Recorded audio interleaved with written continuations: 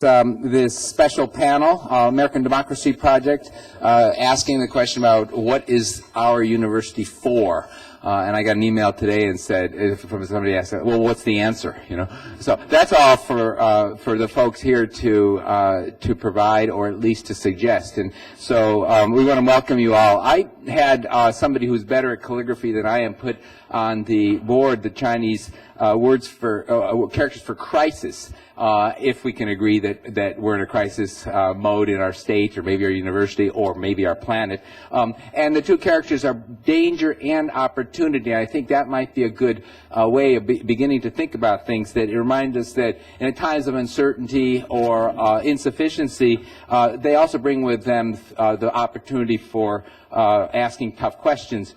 You know, about the elephants that are in the boardroom, the elephants that are in the classroom, about things we may not ever get a chance to address together, the broad questions, about the things, or about the ways the university might not be sensible or might not be equitable, about different or more effective ways to move ahead. So that's what this is going to be all about.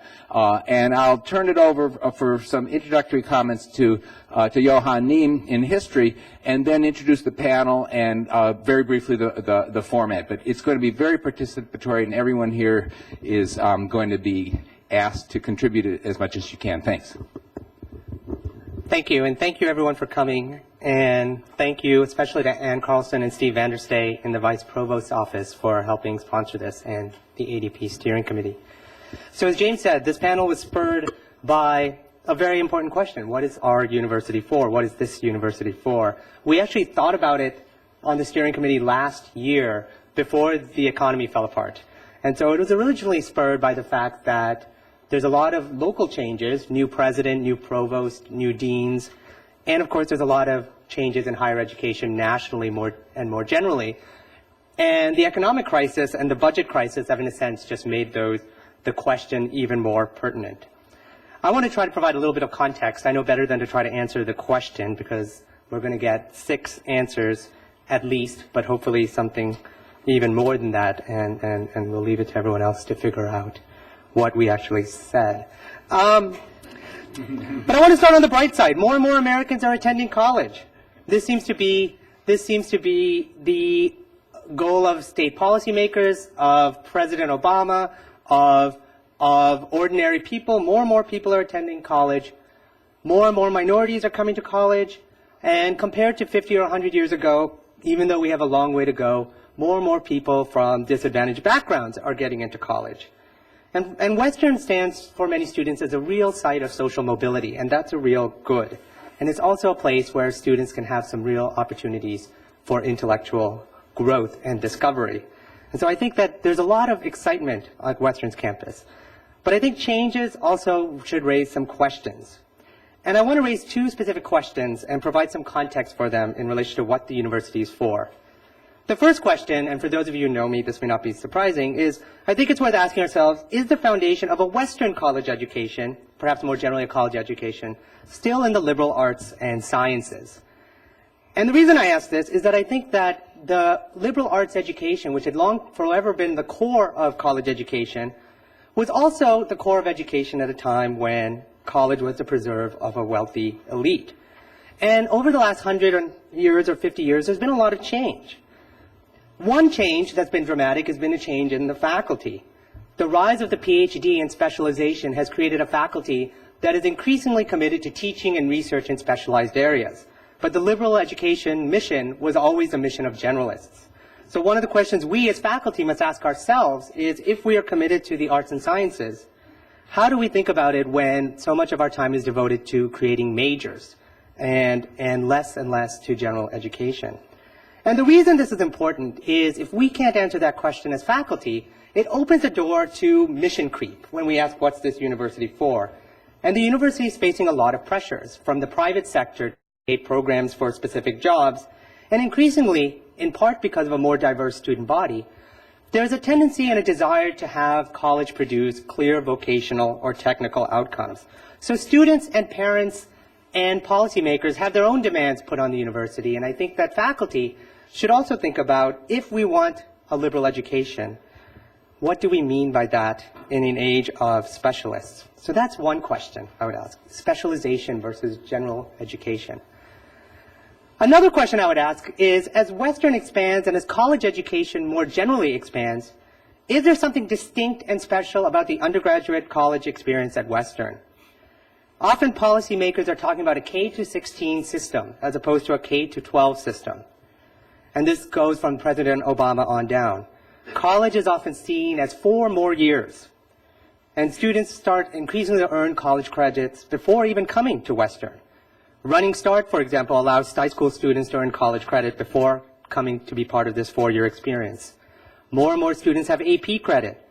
And more students complete the liberal foundations of Western's education at 2-year colleges. So what is the meaning of the 4-year experience at Western, which of course with budget crisis is extending to be more than a 4-year experience? That's another problem. But I think we have some insight from the history of the high school. As high school expanded, it too provided social mobility for all people, but it increasingly became what scholars call a shopping mall high school, a building in which multiple missions, often unrelated, all happen in the same place. Given the diverse array of post-secondary options, I think it's worth asking, what's this university for? So Western, nor other institutions, become a shopping mall university. Do we have a higher aspiration? Does Western offer something distinct and transformative for its students? Is college different from high school as we start more and more to think about K-16 systems? And I want to end by thinking about the opportunities here. As James said, this is a time of opportunity for us. We have some of the best prepared students in the state and the nation. We have a faculty committed to teaching and to quality research that serves the public, enhances Western reputation, and enables us to recruit and keep high-quality faculty. And we have a responsibility to the state and to our students, given their preparation, to ensure that they are prepared to be civic leaders and economic innovators, that they can be the people who will help create tomorrow's society, tomorrow's economy, and solve both today's and tomorrow's public problems.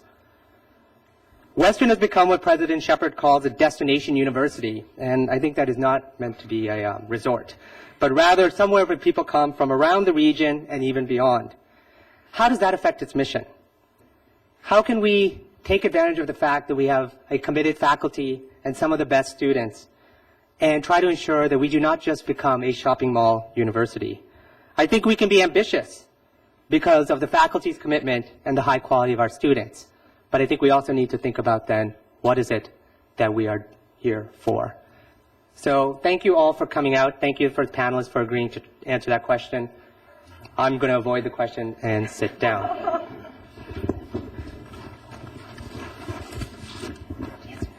He's learned the cut and run technique. It's always a good one when you're in class. You don't know the answers.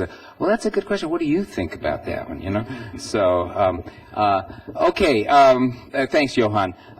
Today's forum is really a time for engaging in a critical discussion, critical thinking. No more needed than in critical times. I think that was part of our turbulent times. That was part of our title. And we've asked people of varied experience and disciplines to help us out by just introducing what they see very briefly as the most critical issue or issues that we must address. Everyone at that point will be able to offer questions or comments. The ground rules are pretty simple. Be concise. It's not lecture mode. And also, you can address the entire panel. You can address a particular person. You could ask a big question. You could pose a small answer. And I will intervene as needed to kind of keep things along. And if you see me waving a sheet like this, you know, or writing down, you know, quiet, you know, or time's up or something. That's meant mainly for the folks up here because they're all professorial types, okay? And I'll bring the mic around as needed up ahead because we are taping this, and I hope that's okay for you. If any of you have civil liberties issues about that don't want to be taped for your portion, just, you know, again, make some signal of that, okay? And finally, perhaps the most important part of all this is that I hope that we address the so what question maybe at the end. And how do we help ensure that there's a constructive answer or set of answers to the question or questions. What's our university for, especially as we disassemble from today? So I want to make sure before we disassemble that we address that. Where do we go from here? Okay. So what we'll do is we'll have 4 minutes, 5 minutes at most from each of the people on here, and we decided just because we didn't have a plan ahead of time, and it has nothing to do with importance or insight or intellectual capacity or anything. We decided to go alphabetically, okay? So luckily, Jackie Kaplan Auerbach fits the beginning of the alphabet for both of her names, so she gets to go first, and she's in geology, okay? Vicky Shui and Polly Tsai, so we represent Huxley, right? CSD, okay. Sciences, we represent here social sciences, and then Matt Lowe in business. And actually the middle part of this panel could be renamed as a band, the Deadly Presidents, because they're all current or former presidents of the Faculty Senate. That was not the reason we chose them, but in any case, okay. In any case, and then we'll have, and Matt also happens to be are you still? For another week maybe or something like the president of a month, president of the Faculty Senate. And then Bill Line, English, who also is has been and is recently or still is president of the United Faculty of Western. So have you passed on the baton yet? It's in midair. Okay, midair as we speak. Okay. John Purdy, who is the legislative liaison to of the Senate to the state, and English, and then Seth Vidania, who's with the Office of Sustainability on campus. Okay. After they've done brief comments, we'll turn it over to questions and answers and have some horizontal discussion here. I'm busy cursing my parents for not being named something that began later in the alphabet, but or at least I should have taken my husband's name and been clever about it. But anyway, here I am at the beginning. And again, my name is Jackie, and I'm in geology. Although I don't really think that much that I have to say is relevant to the fact that I'm in geology. There are probably issues that I think about that come from that perspective, but I think that most of what interests me about this topic is somewhat more broad. Maybe that comes back to Johan's question of sort of the liberal arts education. And I should also point out that although I started off, I did my undergraduate degree in physics, and I did a second major in English. And people always say to me, well, what a bizarre combination, like why? And the truth is because I really loved physics, but I wasn't very good at it. So English was sort of I could feel better about myself. But in practice, I also found that they weren't as different as one might expect. That a great deal of what I read in poetry was relevant to what we were talking about in quantum mechanics, and that seems like such a strange thing. But I think it's shaped a great deal of how I think about education now. Somebody told me once that in education, you really only ever write one paper. You just write it over and over again from different perspectives, and I think that was true for me. So I come at this from sort of that perspective. I have some notes here that are really scattered, so bear with me. There's not going to be anywhere close to the eloquence that Johan presented, and we'll just go from there. The primary thing that I think about with what is the obligation of, and I'm just going to start with a university, or what should a university's mission be to its students, is I think that the best thing that people can come out of here with is the ability to be thoughtful. And not simply thoughtful in a manner that says they're thinking of other people or they're kind, but that they're thinkers. And they think about things that I guess there are sort of many facets to the way that I hope people come out of here thinking. One is that they should think about there should be a portion of what they think about that is their expertise, be it their major or the thing that has really called to them most during their years here. I hope one of the things we do is challenge people to find interests and passions they were unaware of before they came here. But that somehow they should have that certain expertise and think about that in perhaps the most critical way. But secondly, they should also have the ability to think about things that are outside of their primary discipline, their primary field of expertise. So that we should be able to sit down. I as a geologist hopefully can also sit down with a political scientist or somebody who understands management or somebody with whom I can discuss literature and not be completely at sea. I don't necessarily need to be expert, But I'd like to think that I can at least ask a question, that I'll know what some appropriate questions might be and how we might converse. I think the people in my life I have admired most have been people who can have conversations over a range of topics. Again, not because they're expert, but because they can think about them. And finally, I hope that students come out of here with the ability to think about things that they've not yet been exposed to, so that when we hear about something that's coming up as an initiative in the legislature, when we hear about what a candidate for office is presenting to us, even if it's something with which we're not familiar, we'll be able to think critically about who's presenting it to us and what's their take on it, and where could we look for more information? How can we answer these questions that we have? So I think fundamentally, I think the mission of the university should be encourage students to think in a variety of ways. Within that, the question has come up about, is our mission towards general education, is our mission towards a major, is our mission towards encouraging people to be focused on a topic? I don't personally think those are all mutually exclusive. I think that there's a great advantage to being expert in something and knowing something really, really well, provided that we also carry with it this broad range of experiences and understandings. And I think that we can balance skills that are specific to a vocation, if you will, with the broader education that will make us, excuse me, broader thinkers. A couple other quick notes about that. I have absolutely no idea how much time I have. Completely run out of thinking. One of the other things that I think about with education, and this sort of goes to the fact that of our sponsor for this discussion, I think the very concept of democracy is predicated on the understanding that its citizens are educated, that people who will vote will have the ability to vote in a thoughtful way because they're educated, if not in the specific topic, but in skills that allow them to understand that specific topic. Therefore, I think that unless a community is educated, then democracy itself has failed. Now, I don't think that's specific to a college education. I think people can be educated in a wide variety of ways, and I don't mean at all to suggest you must have this BA, BS, what do you want to call it, after your name. But I do think the obligation of education is to ensure that people, in the end, can be good voters. I tell my Geology 101 students that, you're starting to write down the shut up line, aren't you?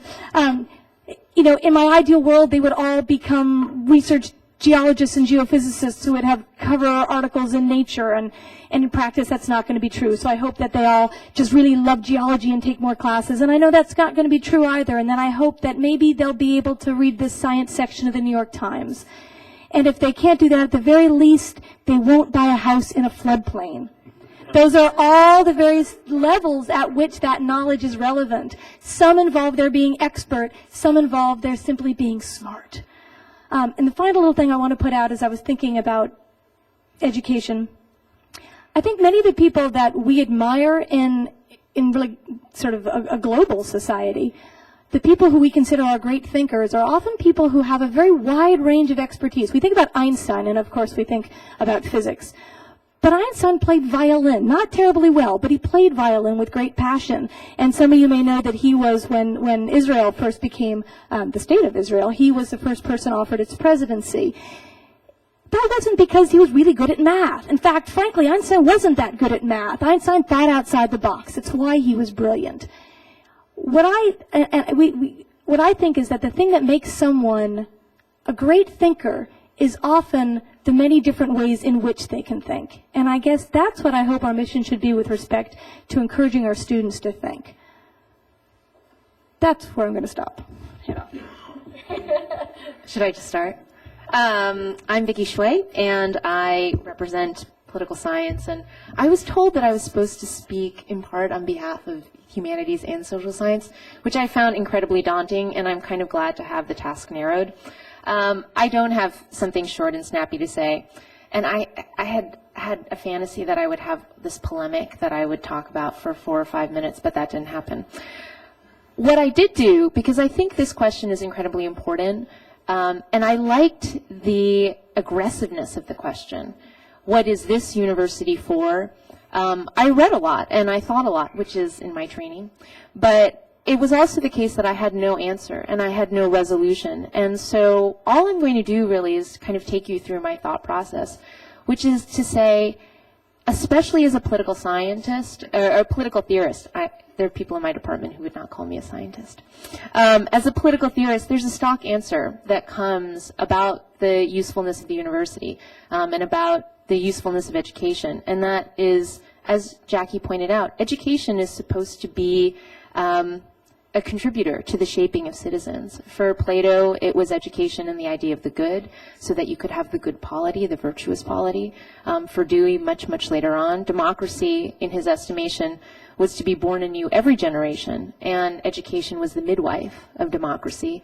And Dewey's particular assessment was that the kind of education that was needed was an education that allowed citizens to make judgments. Not necessarily good judgments, but judgments. And so they needed an education that would promote exploration and growth. And more recently, there's been a very, I think, tantalizing and interesting conception of democracy and education that has come from the political theorist Danielle Allen. And she says, in somewhat a manner close to Dewey's, but I think she's got a more cosmopolitan take on the problem, education, university education in particular, is supposed to help in the training of students in the art of conversation. And conversation not simply to make nice or to have cultural capital, but to be able to talk with and be with one another in times of tremendous crisis. So crisis is in many ways, for a theorist like Allen, the true test of education and the true test of democracy. So I went through all these readings and I thought about all this stuff, and then I found really, actually, on a personal level, I've always found it extremely disconcerting, the notion that education is supposed to simply promote good citizenship. A, because I think that that potentially runs the risk of being programmatic, and B, because I think it also runs the risk at times of being insular about the locality and the particularity of the university. And I thought about this especially with respect to our university, Western Washington University, where it is in some ways very much a regional school, but it's also a school that brings together a diversity of people, not just from Washington, but from around the U.S., from Canada, from Japan. Its faculty, its staff, its administration are from very many different places. So to simply think about education in terms of citizenship per se, I think, is potentially limiting, especially with the immigration crises that are going on.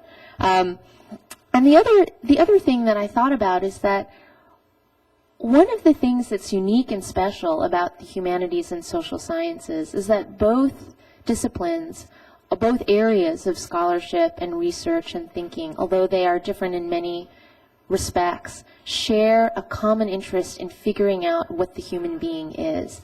And I think particularly in a time of economic crisis, when people are being confronted with notions about who they are, what their purpose is, what value they have, the university can really step in a powerful way and offer some of the tools to be able to allow people various spaces, various environments and opportunities to think about value, to think about resiliency, to think about the human condition, not simply in a kind of cultural capital way.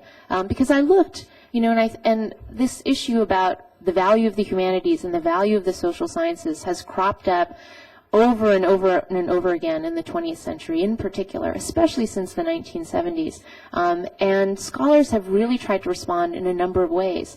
They've tried to say, yes, there can be a closer vocational link between the liberal arts and professional programs. Other people have said, the humanities are valuable because they help to improve the economy, because they make for more enlightened citizens and more enlightened members of the populace. There's some who are a little bit more,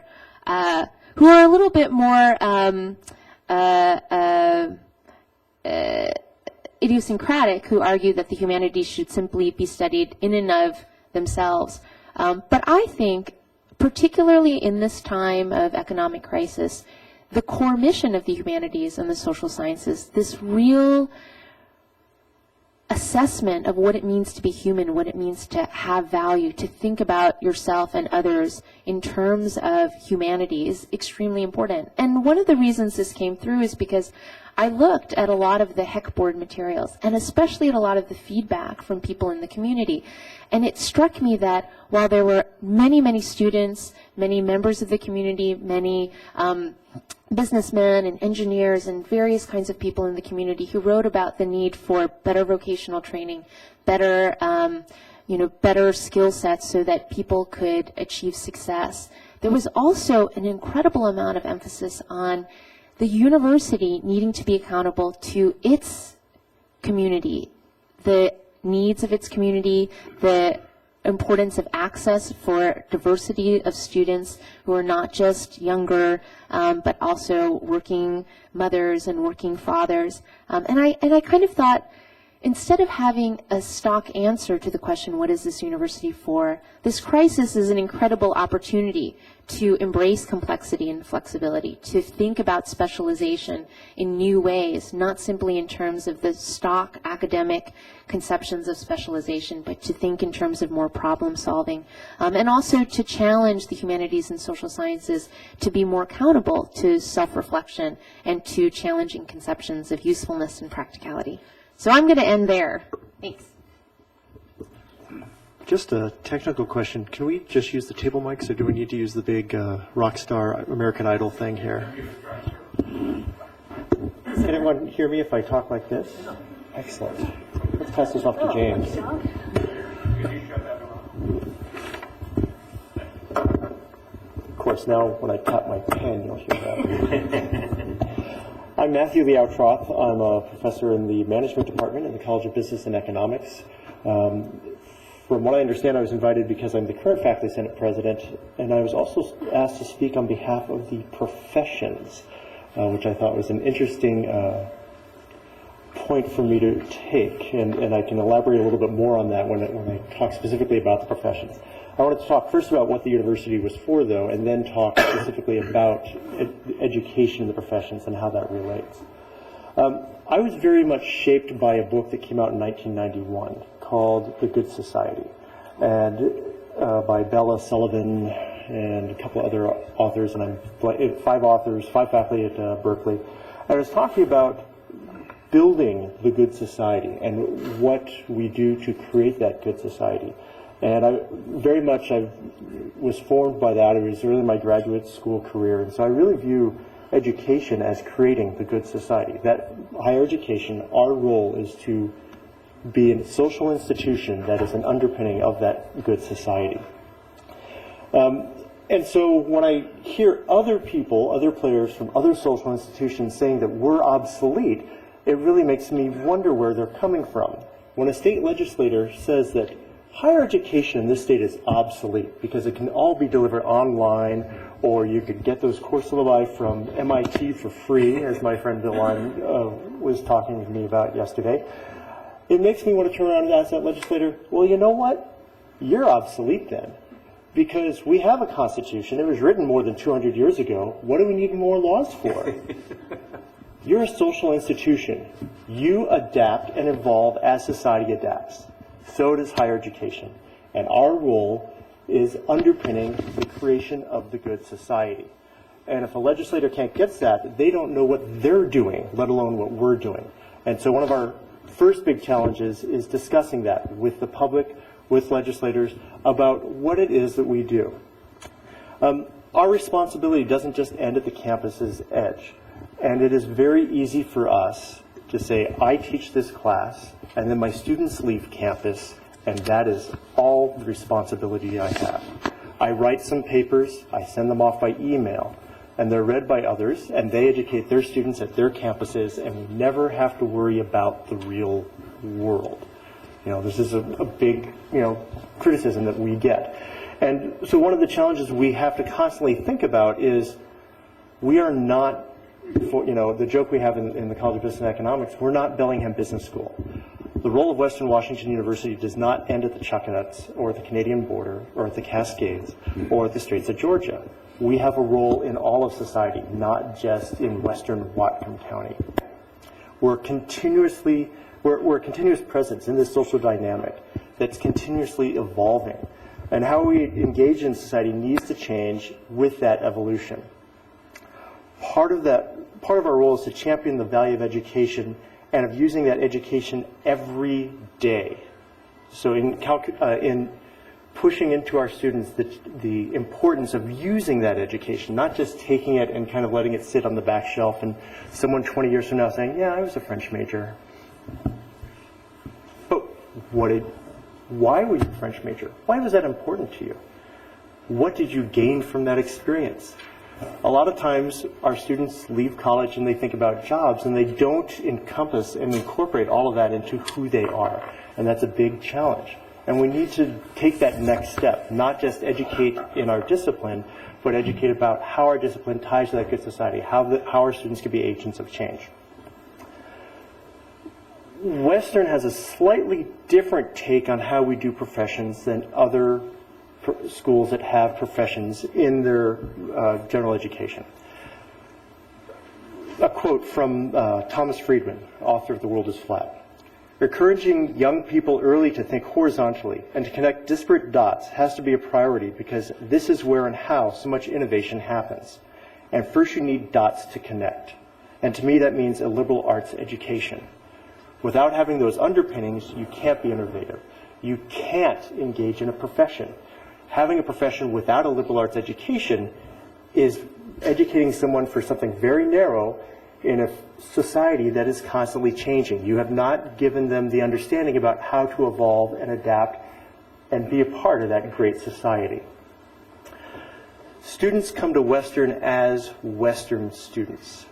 This is, for the College of Business and Economics, especially the business administration degrees, this is very different than most undergraduate business experiences.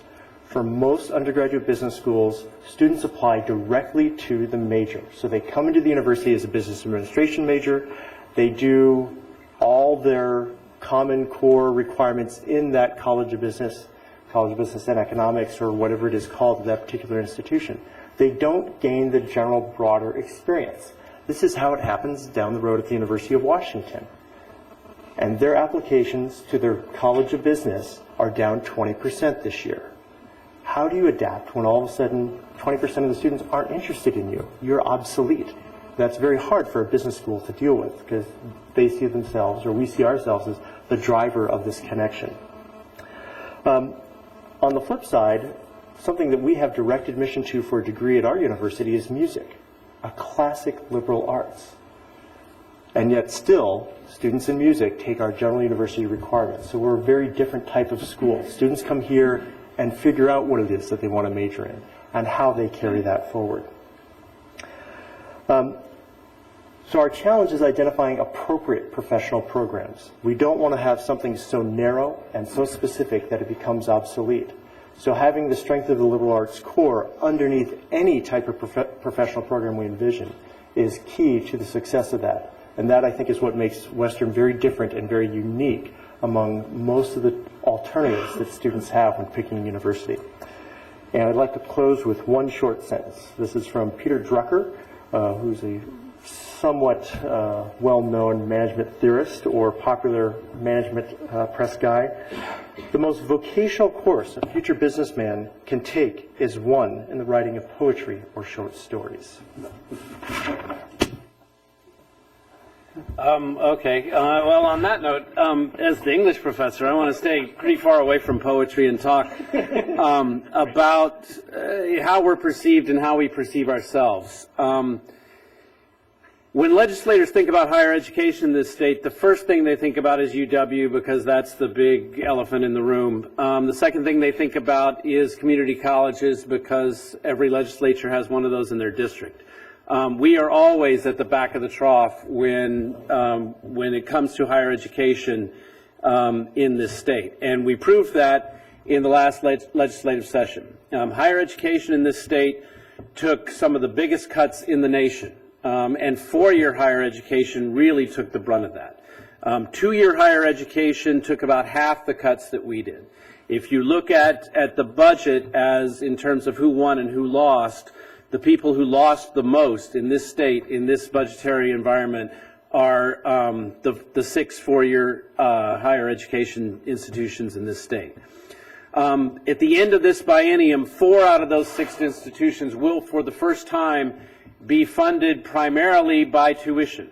The state will become a minority investor in 4 out of the 6 four-year colleges, including ours, in this state by the end of this biennium. And that's the end of a 20-year trend of continuing state disinvestment. The thing that we, I think, must understand is that from the point of view of the general populace as represented by their elected leaders in Olympia, 2-year public education, higher education in this state is considered to be still a public good. 4-year college, more and more, is becoming a private good in the perception of the people who dole out the resources and who make the rules about how we run. I think the second thing to understand about the way that we're perceived in Olympia is that we are perceived strictly instrumentally. That while all legislators make the same noises that we've been making up here about good citizens and managers should read poetry and that kind of stuff, at the end of the day, when they're handing out money, what they want to do is prescribe certain kinds of education that is utilitarian and instrumental to their view of the economy of the state. They have lots of programs like high demand enrollment and things like that, where they're specifically funding certain kinds of things. In the performance agreements that have become a pilot program in the legislature for the 4-year institutions, more and more they are dictating what kind of degrees they want us to produce. And it's wildly ironic that you get a group of legislators, the Republicans and the near Republicans who run the legislature, all of whom, if you said to them, do you believe in the free market, would go to their graves swearing up and down that they do, okay, and that the market will solve any problem you could possibly come up with. When it comes to higher education, they all start spouting a kind of Soviet-style planned economy, where they are going to dictate to students what degrees they should get and what programs they should go into. I mean, you have these conversations with legislators, and they say, well, we'll fund this many slots in engineering.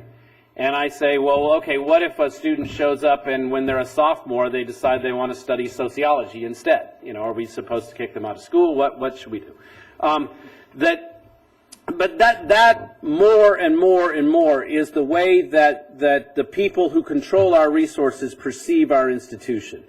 And especially our institution is one of the regional comprehensive universities, not so much UW. But the third thing that I think is worth mentioning is that 50% of our students come from families that make $100,000 a year or more. And that percentage is probably only going to go up as tuition continues to go up. And this is from someone who vocally advocated for huge tuition increases in this session as the only way to kind of save our budget from the cuts that we were taking. But we shouldn't lie about the impact that those tuition increases are going to have on our student body. More and more, as university education is defined more and more as a private good, more and more it will become the playgrounds of elites.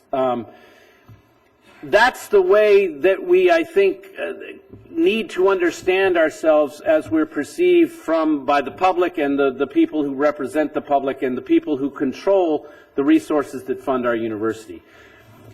In talking about the way that we perceive ourselves and in talking about some of the issues that have been raised on this panel up till now, I think it's important that we not get too starry-eyed or romantic about notions of the humanities, the liberal arts, the social sciences, good citizens, education is the key to democracy, stuff like that. And I would use the example of my own discipline. The study of literature in English and American universities was invented primarily to educate people from the working class and people from colonized backgrounds about the greater glories of the Anglo-Saxon race. That the job of literary education until very recently was to produce good little racist, misogynist citizens who would have a racist and misogynist view of the world as reinforced by the study of the great works of literature from Beowulf to Virginia Woolf. That changes as the demographics of universities changes, as you get access, working class people and women and people of color get access to universities in significant numbers in the 1960s and 70s, and then we're treated to what comes to be called the culture wars. And, you know, George Will and people like that worry on the op-ed pages of the New York Times about, oh my God, these people are teaching Zora Neale Hurston instead of Hamlet. This is the death of Western civilization as we know it, blah, blah, blah. What's really changing is that English departments can no longer, you know, because you have a critical mass of people who, when they were students, said, I can't read no more of this Beowulf. Nobody in here looks like me, sounds like me, has the concerns that I have, has the history that I have. We need to read some books by some people who look a little different. As those people grow up to be college professors, the canon changes. The English departments then can no longer be reliably counted on to produce, to do the kind of indoctrination that, when we're telling the truth, I think all education, all state-sponsored education, is at least always half about. It's always at least about, partly about indoctrination as much as it is about education. English departments can no longer be counted on to do that because of the demographic changes that we've had. And the shift that you see in English departments is resources being funneled away from the study of literature and culture and toward technical writing and creative writing, where on the one hand you're producing employees, on the other hand you're producing self-involved aesthetes. And that I think is, when we start talking about education as the key to democracy, education as the key to producing the, what were we calling it, the good world, the good society, things like that, that I think we need to recognize that educational institutions are institutions of the state, always have been, probably will continue to be, and thus will reflect the doctrinal values of that state in certain kinds of ways, and we shouldn't get too romantic about understanding that. John's turn. What they said. Kind of riffing on Bill here a little bit. The vice chair of the Senate Higher Ed Committee during one hearing this session said that students have too many choices. And then followed by maybe too many choices is not such a good idea. So I don't have any answers. And I'm not sure if the answers are going to come from within the university or are going to be imposed from without. As our legislative representative, I also serve on the Council of Faculty Representatives with the other representatives from the other institutions. And for the last 2 years, I've served on the Higher Education Coordinating Board's Advisory Council. During those 2 years, the HEC Board created a 10-year master plan for higher education in the state. That was approved during the last session of the legislature. If you want to look at it, just Google HECB, go to their webpage and take a look at it. It's going to shape higher education in the state over the next 10 years. What that shape is going to be is still in doubt. And so, currently, they're involved in what was originally called a system redesign. It is now called system design. The work plan is on their webpage as well, and the fourth bulleted item on the first page will tell us that one of the things they'll be looking at is where to put universities, where to have education centers, and it will look at the missions of the universities. Concurrently, House Bill 1946 was passed this session. It was sponsored by Representative Reuven Carlisle, and in it, it somewhat centralizes the idea of extended learning and starts to open the door towards more enhanced e-learning or online education. And if you put that together with Bill's insight about the budgets for the two-year institutions, which are highly invested in this, we have to start asking questions. My question is, what is this university going to look like 10 years from now? What will be the line, if there is a line, between two-year and four-year institutions? And I'm not saying one's better than the other or that maybe the redesign is going to be a bad one. It could be a very good one. We have to have input in that. For instance, one of the bills this session also changed the name of Bellevue Community College. It is now Bellevue College. Another piece of legislation opened up more bachelor's degrees at two-year institutions, applied baccalaureates. Another bill opened up the possibility for technical colleges to give transfer degrees. So think about that. We could talk about the humanities and liberal arts again, but as Bill said, in the conversations with legislators, those two words don't often materialize. So the question then becomes, how is a university going to be constituted in the future to hopefully maintain the same ideals and goals that we've had in the past? Part of the HEC Board's master plan is to dramatically increase the enrollment at the four-year all institutions of higher education in the state. Dramatically. One of the good sides is to enhance diversity. But the question is, as Bill mentioned, as the slippage takes place between state-funded education and student-funded education, and as the resources are more or less difficult to access, what are going to be the ripple effects of that over a long period of time? I'll throw in one more thing very quickly. We mentioned, well, I won't do that.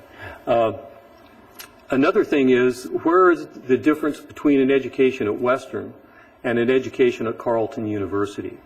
What will be the role of not just the private universities in the state, like Seattle U, which has a traditional role, but also the for-profit institutions who also now have a seat at the table on the HEC board. And they also have state funds by way of scholarships. So those, I don't have any answers, but I do have a lot of questions and some things that I think that all faculty members and students as well should keep their eyes on over the next few years. Well, I'm a little, differ a little bit from the rest of the folks at the table here. I spend part of my time teaching and teach a 2-credit campus sustainability course, but I spend about 3/4 of my time working on campus operations. And I'm one of just a handful of staff here at the university that is charged with organizing, directing, highlighting, celebrating the sustainability efforts that happen on your campus. And I'm going to talk today from that perspective. And I am going to wax a little bit romantic about this because this is some good stuff here. So, and we at the office, we spend a lot of time defending what we're doing because most people have no idea what sustainability is, or they're wanting to know if we should stick around. So I've written a little bit about that. I'm going to read that to you now. The students at Western and other universities learn that our current strategies to meet human needs are unsustainable. All major ecological systems, the systems we depend on for water, food, stable climate, and trade products are in decline, both stemming from and reinforcing this decline that the competition for scarce resources, human rights violations, and economic downturn. We know that what we're doing cannot last. We need to be working toward a future that our children will thank us for. And from this, the question becomes, how do we create a society that allows people, this generation and all generations, to have their basic needs met, have fair access to natural resources, have equal quality of life, and also preserve the natural systems on which we all depend? Answering this question, both in theory and practice, requires nothing short of remaking the human presence on our planet. This is a project that is currently in progress with mixed results. Our success depends on a profound shift in the awareness, knowledge, skills, and values that tell us what our responsibilities are as human beings.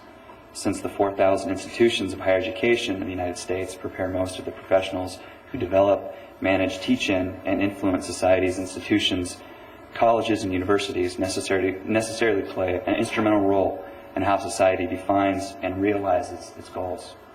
Tomorrow's leaders in all fields 17 million people in all need the knowledge and skills necessary to make this change. We need engineers who create technology which enhances our well-being while minimizing the social and ecological footprint of our societies. We need teachers who know about who grows their food, how much they were paid, how far it came to be on their plate, and know how to teach this to their students. We need economists who specialize in life cycle analysis and know how to accurately reflect the true social and environmental cost of our products. We need psychologists who understand the relation of people to place and who can integrate this into the design of homes, neighborhoods, and cities. In short, we need to transform our economy, our institutions, and our daily lives, and we really need to do it within a generation. Higher education has the influence, mandate, critical mass, and skills needed for this challenge. And it's really happening. Just to give you a few items that happened in just the last week, this is the last really 10 days. Last week, 27 new campuses released greenhouse gas inventories. We have 600 schools across the nation that have pledged to be part of the President's climate commitment, committing to be a zero carbon campus. It's 30% of the U.S. college and university population that's pledging to climate neutrality. That's pretty amazing. Last month, 12,000 students assembled in Washington, D.C.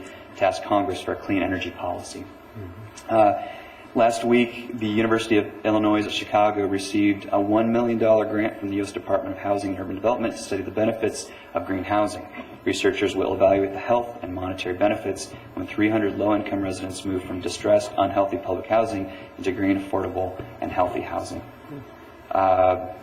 One last piece here. Last week, Ivy Tech Community College in Lafayette announced plans to begin offering an Associate of Applied Science and a certificate in sustainable energy technology. This program will require courses in solar energy installation, turbine construction and maintenance, and green construction as well. Higher education is a $317 billion economic engine. We're 3% of the gross domestic product. So what we do matters on a national scale. So these are all examples of how higher education is taking the actions necessary to create a more sustainable and better future for us all. That said, there's a long road ahead of us. The question is, here for this institution, and all institutions, what if higher education were to take a leadership role, as it did in the space race, the war on cancer, and preparing students and providing the information and knowledge to achieve a sustainable society? What would higher education look like if it did that? So to sum it up, all that, I thank the universities for asking, what does a green, just, prosperous, and healthy future look like? And if the aim of the university is not toward this end, then what is it for? Thank you, Seth, John, Bill, Matt, Vicki, and Jackie. So now it's your turn. They probably hit some nerves, and there's probably a lot of other unanswered questions. But who would like to maybe add to the fray a little bit? I have a question for John. And I'll ask you to either, or if why don't you ask it and I'll repeat it just so that, because it's being taped. Oh, okay. My name is Chris Sandvig. I'm from College of Business. I have a question for John Purdy about the comment about students have too many choices. I'm just wondering what the context was for that statement. If I remember correctly, and don't hold me to it, but it was discussion, the hearing over the bill on textbooks. 1025, I think, was the number. And for some reason, it kind of morphed into a discussion of course materials, led into a discussion of courses themselves. So the vice chair at one point just said, maybe students have too many choices. I'm pretty sure that's what it was, because it was early in the session, and that bill was heard, I think, in the first or the second week. Was it Jared? Jared, yeah. I have a whole bunch of quotes for you. One I didn't get to. I'm also concerned about, or interested in seeing what the professoriate is going to look like in 10 years. Let me think for a minute. It was during a HEC board meeting during the session, in which one of the board members, during another exchange that went off into some interesting directions, threw up his hands and said, yes, tenure is the problem. And if that doesn't catch your attention, I don't know. The person involved used to be the director of the State Board of Community and Technical Colleges. And in that discussion, by the way, just to kind of follow it out, is that the emotions took over. One individual who used to be a professor in the state, now is an outside consultant, said something like, yes, when we allowed the regionals to go to university status, we may have made a mistake. So one thing I didn't bring up, but in the whole matrix of the community technical four-year institutions is a question of whether or not the state is gradually moving to a tiered higher education framework like we have in California or Wisconsin, where Bruce comes from. And I don't have any answers. I'm not suggesting it's doing that, but there are some interesting configurations that could work out that way. My name is Corey, and I teach in the communication department. The question I have was actually sparked by some comments from you, Bill, about the legislators down in Olympia, although I would pose the question to anybody that would like to offer an answer. I would suggest it's not just legislators that fail to see the value behind higher education. I think that most of us in this room probably agree with many of the comments that we've heard today about higher education being particularly valuable. But it's also the average voter that doesn't see the value of higher education. Just look at the comments that my letter to the editor of the Bellingham Herald received a couple weeks ago. Might scare you, but also a lot of our students come in fairly apathetic and not sure why they're in college in the first place. Not all, certainly, but a certain degree of them do. So I would ask you what we might do to better send the message that higher education is valuable. How do we spread that word, since most of us probably agree with that? I think that's absolutely right. That, I mean, what legislators know how to do is count. And they count money, and they count votes, and they count those in 2-year cycles. And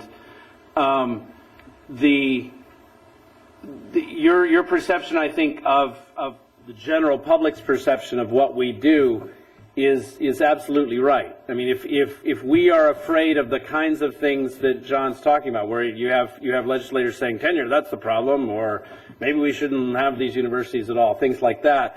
The way to influence that is through organizing. I mean, we have to, as four-year universities, there's only 6 of them in the state, and we have to, as faculty unions, as staff unions, as administrations, make the case to the public, whatever our perception of it is, we have to make the public understand that this is something that is publicly valuable. And that is the only way that we're going to get the kinds of resources we need to continue the work that we do. And one of the things that we learned in this legislative session is how well organized the community colleges are.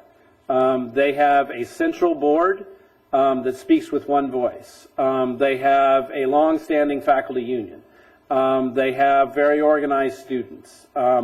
They get heard in Olympia a lot better than we do. One of the occupational hazards of what we do is we always think that the best argument will prevail. That if we go to Olympia and make the right arguments to legislators, that they'll give us a bunch of money. That is demonstrably false, because we always have the best arguments. We roll out of bed with the best arguments, okay? That almost never gets us anything. I mean, and the four-year universities in this state have been operating as independent fiefdoms, going down, often competing with each other for, certain kinds of little resources and things, and not speaking in a broad way to the public of the state of Washington about what's valuable about four-year education. And if our resources aren't going to simply disappear, that is the key, I think, to some sort of legislative response. I'm a first-generation college student. When I went to college at 18, I had no idea what I was doing there. Higher education was something beyond high school. High school has high in it, too. What's the deal on that? Nonetheless, it's a tough case to make. Legislators don't stay in the legislature all their lives. We recycle them. We have other people coming in. That's one of the reasons we did that faculty focus series this session, to take literally take a DVD down and hand it out to them. Here are 6 faculty members. The CFR is committed to doing that. Every time we meet with a legislator, senator, or representative, we talk about faculty and what faculty do and what universities do. That doesn't necessarily mean they hear us. 2 years ago, Bill and I attended a House Higher Education Committee summit at the University of Washington on higher ed. And so we had many of the things we've talked about here going on, you know, where the universities are going in the future and so forth. But when we sat down at the tables with the legislators themselves, they were actually concerned for the constituents based upon access, whether or not their children would have a seat at the table when enrollment time came, and funding. Those are the 2 primary concerns, at least at that time, filtered through those legislators they were concerned about. But this legislative session was different. Some of the things I'm talking about have been in the mix for a long, long time, since the 60s at least. But they're starting to take on a new shape and urgency, or immediacy, I guess I would say, based upon the budgetary crisis. Many legislators this session said exactly the same thing we heard earlier. This may be an opportunity. But I'm not sure, again, that they have opportunity in mind in the same ways that we configure it on campus. I think they may be thinking of something else, some of them at least. Sure, my name is Max Barahona, teaching in the communication department. Just some notes here, it's very interesting. You may hate me for this. I know when you get hated. That's okay. You may be the problem, actually. We all may be, because I'm part of that too. What's very interesting, what is the English expression, like the white elephant in the room, is that you're so afraid of change. So it's a very interesting thing, the fact that maybe, you know, we have to re-study and re-question all this higher education plan all over again. The fact that, let me ask you this question, how many non-tenure are represented? Non-tenure? Yeah. Thank you. Wow. How many students? The community, I hear a lot about diversity and all that. The truth is that every institution, and I've been in 2 of the most conservative institutions that I have known. One is the Army, I was in the military for a couple of years, Special Forces. Very, very conservative, and actually really good at reproducing themselves. And the other one is college. What if tenure is the problem? And I'm not saying it is. What if actually 40 years college is not a solution? What if actually we have to restudy the entire thing and come up with some creative solution?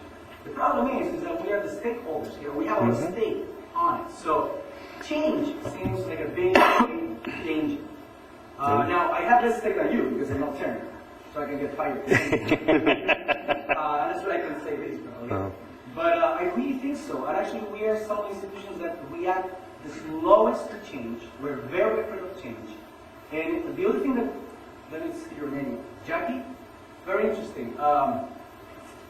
This institution, despite that, and I agree with, can I call you Bill? Sure. Bill. You know, we talk about this, of course, we're in college, right? Like the beauty of this change and this generic, you know, poetry mixed with quantum mechanics. Beautiful. The thing is that all the incentives, and I'm a free market believer, socialist, not God lover.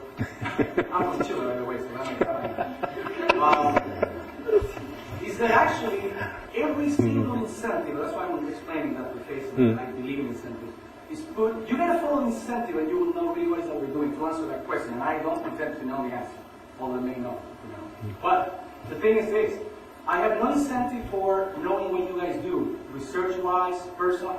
I have no time. We all my students complain daily, and so do my colleagues and myself. I have no time to know what the guy sitting next to me does. I have no idea if my research interests are in line with Bill's or Jack's. I have no idea. You know what? That is no way to change by maintaining what we have been doing so far. It is sad because actually my idea of university was kind of like what you were describing, where Latin mixed with, you know, I don't know, everything else. But that doesn't happen. And I think that it's just in our imagination, and here in academia we tend to look at our own belly button a lot. And we think that this is the world. This is not the world. And finally, is this. When you look at the background, and this is what happens in institutions, same with the military, that's why I mentioned this. In the military, everybody looks the same. Have you noticed that? Here too.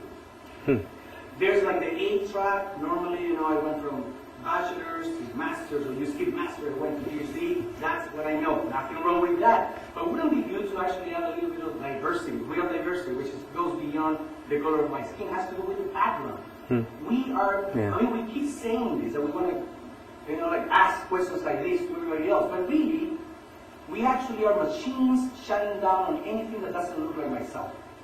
In other words, the A students, I wasn't an A student, you can probably tell by now, but I wasn't an A student. It took me 8 years to finish my undergrad. But I've been around the world. I was in the military by choice, not because I had to. I grew up in a dictatorship. I was in jail for a couple of reasons in the dictatorship, against the dictatorship, by the way. And I don't think that actually my background, I'm just saying, telling you my sort of resume, not because it's special anybody else is here, but I don't think that that's value. Actually, I never had anybody come in and ask me about it. But when I say that, how can we use you and this diverse, controversial, different approach to solve a problem? How can we use that in this thing? How can you ask us? I never received training in this university or in any other university. I've been teaching in the States for 7 years in college, in only universities, actually. I don't know what, he's my colleague. We share an office and we barely know each other. I like him. I don't know you guys, my name, but how is that possible? Yeah. I don't know if that's a question for you. You've got a lot going on there. I also wonder what that dictator thought about universities and professors. Yeah, they privatized it. And they charge there somewhere. A lot there. I just want to make one little comment there. Connections are critical. We don't know each other. One of the things that, again and again, you spoke to time, you spoke to the ability or inability for us to meet except in the stairwell when we lament the fact that we don't get to meet. And I think one of the critical things, if I offer anything today, it would be that we every year, why don't every fall we structure a piece of time for every department to get together, or all the faculty and students to get together to have a time for planning collaborative learning for the following year. So it doesn't happen every year, year in, year out, that we get together and say, oh, by the way, I'm teaching a course next year, and you find out somebody else exactly the same time, or you have no way to plan. So if nothing else, that's something I'd like to promote, collaborative learning time and space. Can I throw a small plug here? If you can hear me on this. There are a couple of people, Johan, Kendra, behind you. There's a new program that they initiated this year called the Faculty GUR program that brings faculty together to actually ensure that faculty are continuing also to develop their understanding of the liberal arts disciplines, to learn about how other faculty are approaching their disciplines, to bring techniques into their classrooms. It's also been continued for next year as well. So people, I think your points are excellent. And I think particularly the fact that we do need to, open up our conversations with one another, but there is at least that one venue that has recently been developed to do that. And I had another point, but I forgot it, so we'll move on. Come to the faculty union party at the end of the quarter, too. We won't really talk about anything, but there will be free beer. I'm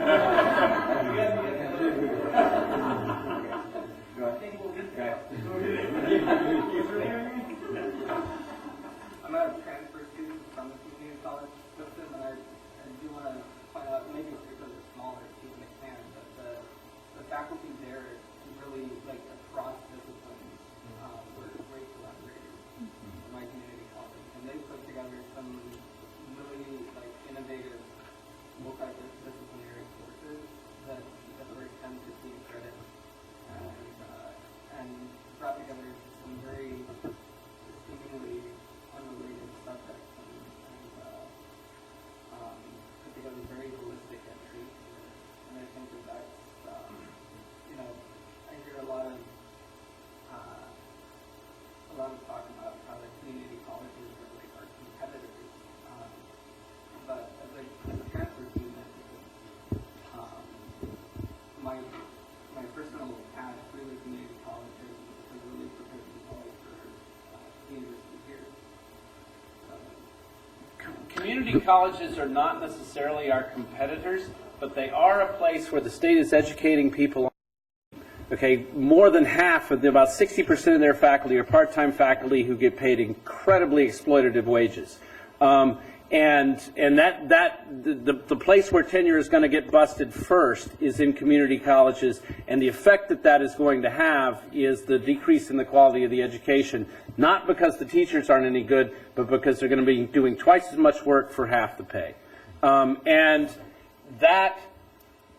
that it is the stranglehold that community colleges, the community college system as a system has on that, where they continue, as they develop these 4-year degrees, they are not paying the faculty more. They are not putting more resources into the production of those degrees. And that's why you don't want to eliminate tenure, because that will lead to a migrant and exploited and silent faculty workforce that will have less and less voice in how the education gets delivered to our students. And we'll know in a few weeks whether or not they declare a state of emergency, which would be the first step. Right, and that's what, and they do declare a state of emergency. They will get to cherry pick who they want to fire, and the first people they're going to fire is people like you. Okay. What I'd like to do is actually find out if we've got a couple more students that would like to make a comment. And appreciate your being the first one to be willing to say something and pointing out that there's a lot of creativity and maybe places for more, and hopefully you can be part of a conversation that would continue about that line. So is there any, are there students, is there a student here? Yeah. Why don't you take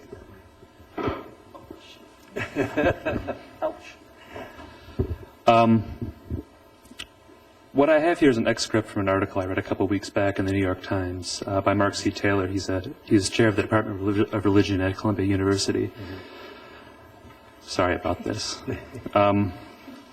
Graduate education is the Detroit of higher learning. Most graduate programs in American universities produce a product for which there is no market, specifically candidates for teaching positions that do not exist, and develop skills for which there is diminishing demand. And he lists research in subfields within subfields and publication in journals that read by no one other than a few like-minded colleagues, all at a rapidly rising cost, sometimes in excess of $100,000 in student loans. My question to the panel is there any truth to this statement by Professor Taylor, and what does this mean for the college? And if there is any truth to this, how can this institution adapt to these allegations, if you will? This article is on the in the Times. It's on the American Democracy website, as well as a link to the HEC board reports that John was talking about. So we encourage you to go to the American Democracy Project if you don't find that one. That was the New York Times in April 27th. Okay, if you want to go back to the archives. It's a rash overgeneralization, although I will go along with the increasing role of student loans in higher education. And it's not necessarily because the education is more expensive, it's the state's taking less and less part in paying it. What is, I think, something, when I came, I've been here since 1991, and it has changed dramatically from what I knew when I came here. If I remember correctly, the state was paying somewhere between 60 and 70% of the student's education. It's just gone under 50%. Can I ask why you think it's a radical overgeneralization? Because my I think there are places in the United States of America where this is true, but I'm not necessarily certain that it covers the whole higher education system in the United States. Can I throw one thing out? I think there's definitely some truth to that. And maybe this goes back to my, original statements that were obviously romanticized, and I still think in this manner. I don't think university, be it at the undergraduate or graduate level, needs to necessarily be a means to an end. And I think that the problem with that rationale in that article is it says, well, again, it's assuming that our job is to train people for other jobs. And I think that that's a really naive or limited approach to what we do. I think what we're doing is I remember when I was an undergraduate and I spent the summer waiting tables to pay a portion of my undergraduate tuition. And when I told people, when I would run into friends from school who were all doing internships with the government and whatnot, and they said, oh, what are you doing this summer? And I said, well, I'm waiting tables. And they'd say, well, that's a hell of a way to use your education. Yeah. But you know what? I'm paying for my education, and who are you to decide what I do with it? I'm educated. I know wonderful things. I can quote poetry, and I can sing opera, and I can calculate all sorts of cool things. That's wonderful. Don't judge what I do with it. And I think that's the kind of response we can give to people like that. Although I would like to weigh in, because I think what was so fascinating about Mark Taylor's op-ed is that he's not talking about higher education in general. He's talking about graduate education. So if you Doctoral education. doctoral education specifically in his department, but I do think, I mean, the number of jobs that the MLA offered, the Modern Languages Association, dropped, I think, by 22% this year. So he's not, I mean, this is the reason that I asked, do you think it's an overstated claim? The question for the panel is, what should this university be? And I do think one of the things that I thought about in thinking about this panel is, should we have a graduate program? I mean, to respond to the point that Max had, part of what I was trying to suggest is, I do think that the humanities and the social sciences, as a result of the feedback that was given to the HEC board, it's really clear that people think there is no value, or very, very little value to the humanities and the social sciences, especially the humanities. And what are we as practitioners and students of the humanities and social sciences supposed to do? Do we capitulate?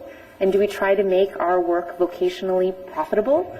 Or do we kind of hold strong on the wall and say, the pursuit of literature for its own sake is a good, even at the graduate level, even with debt, if we're making that choice autonomously? And I'm baffled by that. I mean, I have students who ask all the time, I want to go to graduate school in political theory, for which there are 6 jobs every year.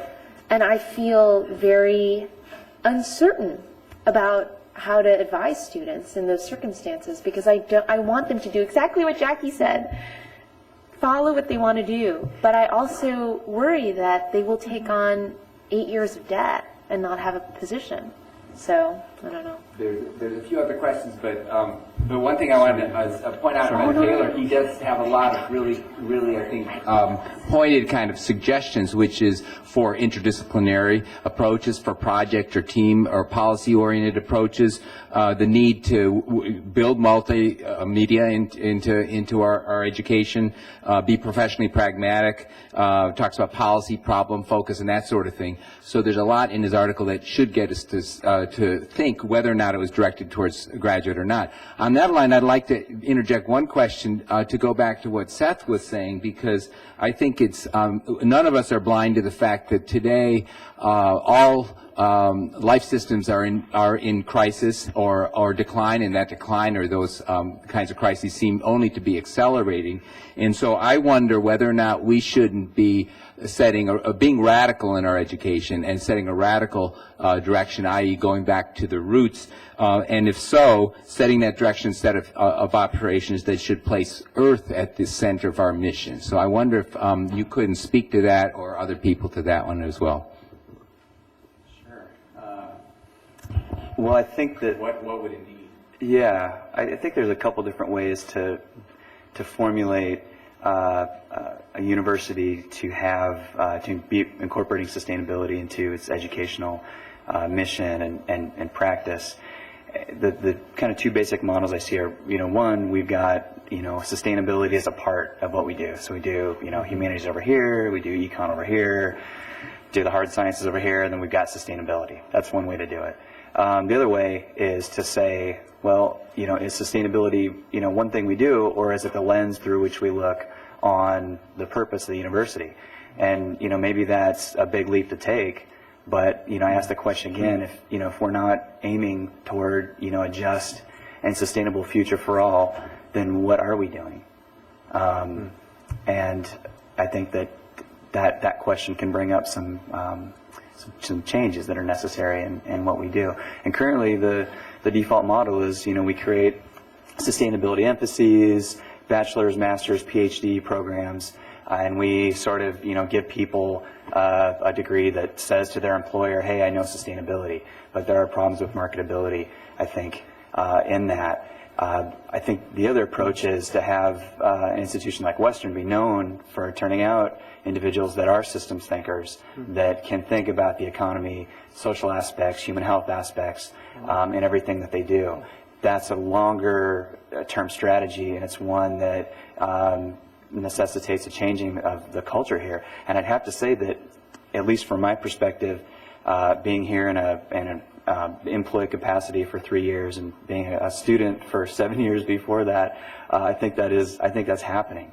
We have Sustainability Academy, 35 self-identified individuals who are asking the question, how do we create more sustainable practices or how do we incorporate more sustainability theory practices in what we teach? And they're looking at all different ways to do that. So. One, two, three.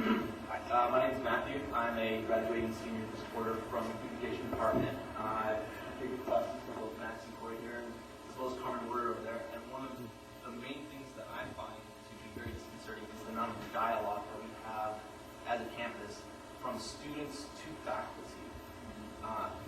Just a personal question.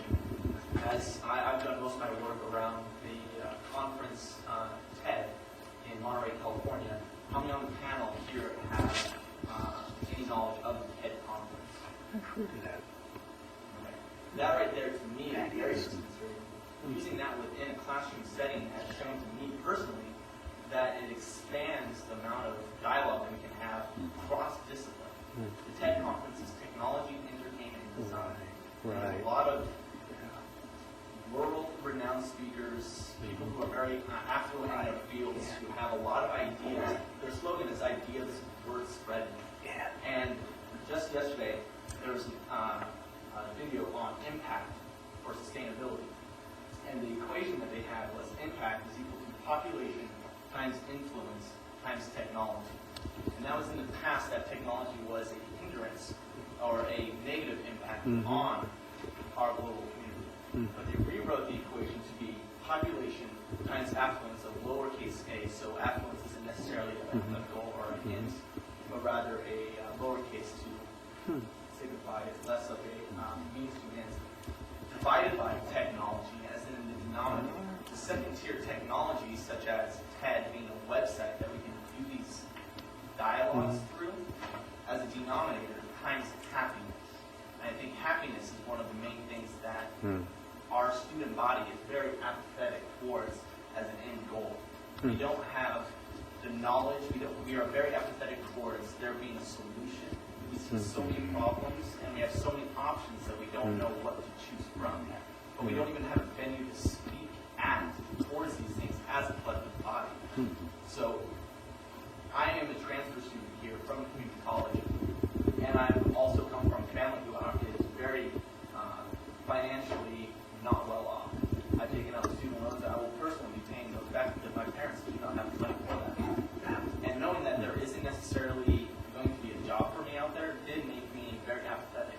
But coming to realize that there are people out there who are discussing these things and are working towards these goals has led me to feel that there is something that we as a community can do.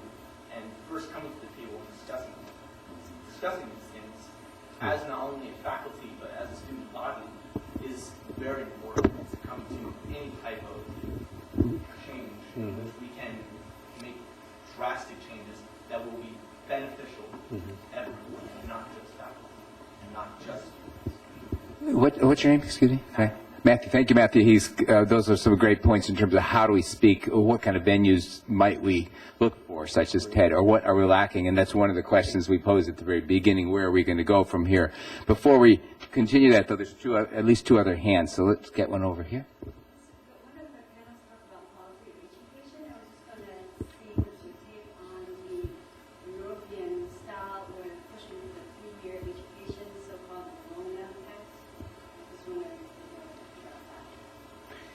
Actually, there was a movement afoot in the legislature early on this session to do just that, to get 4-year degrees in 3 years.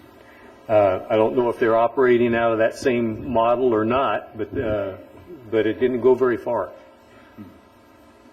Yeah, I mean, but I think I was the one who said about quality of education, and I guess the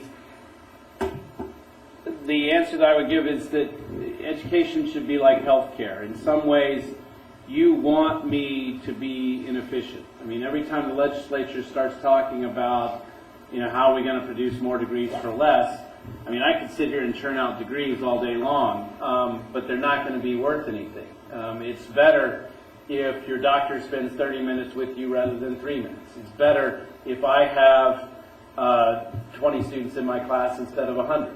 I would just take those to be sort of axiomatic. And that then comes back to the question of resources. It all comes, that if what you need is resources for faculty, resources for students so that they aren't walking out of here with hundreds of thousands of dollars in loans, you need access to information, and you need quiet. And that is the thing we're continually working against in terms of funding models for higher education. The drive to push more four-year degrees into community colleges, the drive to push more students into community colleges is not because community colleges are better or worse, it's because they're cheaper. And the more you increase the number of students and diminish the amount of resources, inevitably the quality of the education is going to go down. Okay, I just want to let you know, Vicki Shui's going to leave. She has another commitment, which happens to be a class. So, so thank you for coming. So we'll take. I saw a hand here. We'll take another question, and we'll maybe take a couple more, and then see where we're going. So. Well, as is often the case, Bill just stole a great deal of my thunder, because while acknowledging up front that universities are inherently conservative institutions, I think that what I was going to suggest, this larger question, what is the university for, is one that we ought to make sure we have a central place in answering. Because what troubles me about articles like the Taylor article in the New York Times and its wild popularity is that it fosters immediately this very, I think, pernicious consumer model for higher education. And that is, we're producing a commodity for broader society, and broader society gets to determine all aspects of what that commodity ought to look like. And the reality is that may be the case for Detroit, that they ought to be paying better attention to consumer trends. But I think it's dangerous if we model ourselves on that basis. And I think some of the things I wanted to raise were exactly what Bill just said. This quest for greater efficiency in education is a dangerous one, and one that we want to combat. The other thing that I wanted to raise in this question of where the inherent conservatism of the modern American university comes from is I do think that some of that in and of itself is consumer driven. The question I would love to pose to some of those legislators is, have they really thought through the consequences for their own children? Because, and I think this falls in with Bill's statistic as well, that over 50% of our students are going to come from households that make more than $100,000. And one of the things that I think is the central vexing question that faces us as educators is how to convince some of those parents not to send their kids to school. Because the model is right now, and I dare you to find a legislator who doesn't think that his or her child belongs at a four-year institution getting that degree. But that's, I think, where a lot of this conservatism comes from. Everybody thinks that their child ought to have the product that we've been producing, and they don't want to see it change, but they want to see us produce it more cheaply. And I've seen both of those, both aspects of that equation are problematic. We should change the product from the inside, and we also should not be forced to produce it more cheaply. Tie that back to the earlier comment about the Bologna process, because I think the issue with the European model is that you had a bunch of different countries that had a bunch of different educational standards and models, and to try to consolidate it into one purely for efficiency purposes. You know, so that your 3-year degree from Italy is the same as a 3-year degree from Spain, is the same as a 3-year degree from Poland, and so you can take a job in any of those different countries and it all means the same. Whereas we have associate degrees, we have bachelor's degrees, we have master's degrees, we have doctorate degrees that meet different needs for different individuals. And that's highly inefficient, having that variety across 50 different states. But that's why if we went to the Bologna model, it would basically kind of cut off the whole purpose of having degrees that meet different needs. And so Glenn Anderson talks about it all the time. Why don't I have 3-year degrees or online degrees? But he's missing the point of education yet again for himself and for his children. We'll take a couple more questions. I'm aware that we're really out of time, so I'd like to make this quick. But I did want to suggest that we here at the university, and I've been in the profession long enough to observe this, aren't any better than the state legislators when it comes to our focus on county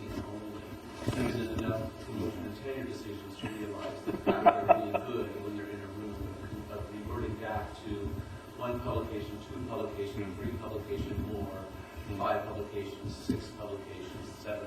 You know, they just, What a bore. It's accounting. and so what I'm encouraged about in that is that I do not take it as axiomatic that smaller classrooms are necessarily producing a better product, a more educated product. We have not demonstrated that. And I think that's a problem that we have. We can, just like your example, Bill, in healthcare, doctors can tell you how many patients they service in an hour. But what about the quality of care? How we maintain the ability to measure that? We are like everyone else. We measure those things which are easiest to measure. I know what the starting salaries of people are in supply chain management versus marketing in CBE because I operate at the fringes of that college. What we need to do a better job of is doing the kinds of things like triple bottom line income for the university, assessing those things that matter in terms of measuring educational outcomes. One cost for optimism I have is our new provost. It may sound self-serving to say that, but there's at least 3 of us in the room that served on that search committee, and one thing I know about our new provost more than anything else is that she's really into assessment. And we need that because we will give the legislators other things to count besides votes and money. Are you going to do it with numbers? No, they're not going to count those things. That's all they count is votes and money. What's your name, sir? Greg. I agree totally with you in the sense that we have thought, I want to use something that you said here. This is the thing that we talk about, you know, what we personally imagine, my ideas, my ideology, my values, and what education should be. That's foolish. I have no idea. We need to measure 3 years, 4 years, 5 years, 10 years, 1 year. Yeah. Who cares? Tenure, no tenure, let's measure that too. And now we're going to throw out something you say in one sentence, you throw something in. And I told you. If we get rid of tenure, then that equals as diminishing the quality of education. Then answer this question to me. Well, anyway. What that's supposed to mean related to the fact that I teach a class with a colleague with a PhD teaches too.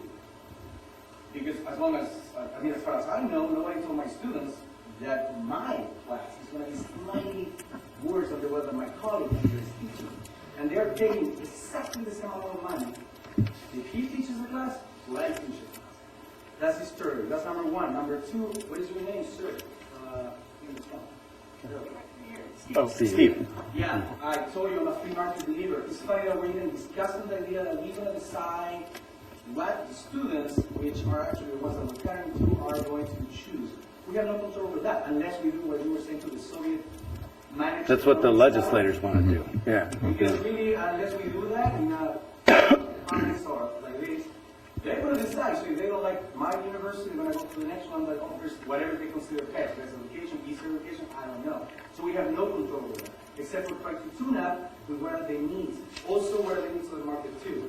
And it wouldn't be hard for you to explore what other areas in the world, like Europe, and like what's the true assessment, are doing, having very different things. They do have education for everybody. France, with South America, Argentina. The result is no more educated people. It's more dropouts. Because you have a bunch of people, like everybody, I just sign up in the name, walk in, have a class for 1 year, and realize that it's not for me, and then I go back and work. Anybody else with a burning comment, question? Carmen? I'm sorry, I'll make it fast. I appreciate the question, and I really appreciate you inviting students, James, in a particular way. Because I don't think until we have more students talking in this conversation, we're going to have the right answers. And I think it's telling that there are no students on the panel. It's important to acknowledge, I think, some of the most important comments were made by students. And I've heard a lot of important things from people like Matt and Lamar and the PLA dialogues that we've had. One of the things I've heard, and one of the things that attracted me about this forum,